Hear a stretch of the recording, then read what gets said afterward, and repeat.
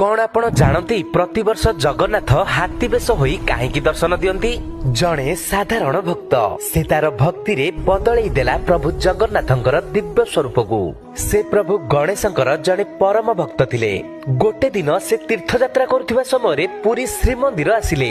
सेठारे से प्रभु जगन्नाथ बलभद्र एवं माता सुभद्रा को दर्शन करथिले, किंतु तांकर दुख रही गला। से तांको आराध्य देवता गणेश को सेठारे दर्शन करि पारि नथिले।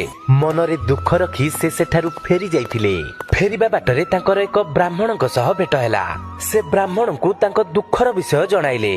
ब्राह्मण जनक गणपति भट्टक समस्त कथा सुनिथिले एवं तांको उपदेश दैथिले, जदि तुम भगवानक पई मनरे भक्ति रहिछि तेबे तुमे पुनश्च मंदिर को जाओ। ब्राह्मणक कथा मानि से श्रीमंदिर फेरिथिले। आउ जेमिति से मंदिर भितरे प्रवेश करथिले तांको सब चमत्कार भଳି लागिथिला।